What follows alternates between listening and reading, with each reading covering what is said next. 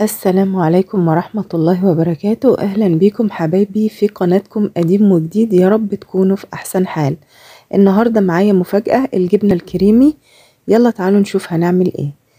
أول حاجة معايا كوباية كبيرة مية وزيها كوباية كبيرة لبن. لو عايزة تحط الكمية كلها لبن مفيش مانع. معانا معلقتين دقيق، ادي معلقة وادي كمان معلقة. معايا معلقتين برضو لبن بودرة كبار.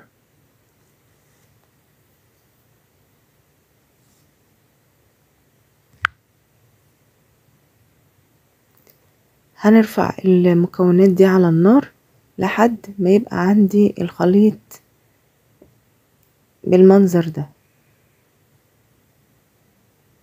اوعي تحطي نشا، احنا بنستخدم الدقيق.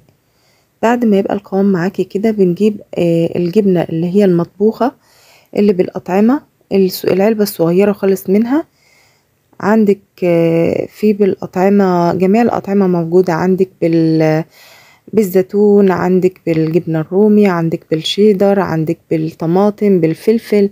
بتجيبي الصغيرة، الحجم الصغير خالص، يعني مسافة معلقتين 3 كبار، وبتحطيها على الكمية اللي معانا لحد ما الطعم بيبان فيها، وبتقلبيها كويس قوي قوي قوي لحد ما تختلط بالمكونات زي ما انت شايفة كده. يا اما بترفعيها على النار لحد ما تتخلط بالمنظر ده. وبعد كده بتحطي الملح بتاعك، بتظبطي الملح بالمقدار اللي انت عايزاه. بتخلي الملح على قد ما تقدري خفيف شوية، لان الجبنة الكريمي بتبقى ملحها خفيف. وبعد كده بتعبيها في البرطمان بتاعك وبتحطيها في التلاجة بتستخدمي. لو عايزاها ان شاء الله من غير أطعمة ليها فيديو تاني، اشتركي في القناة ودوسي على علامة الجرس عشان يوصلك كل الفيديوهات بتاعتنا. ولو عجبتك ادعيلي دعوة حلوة بصلاح الحال ليا ولأولادي، وادعميني بلايك واكتبيلي تعليق حلو.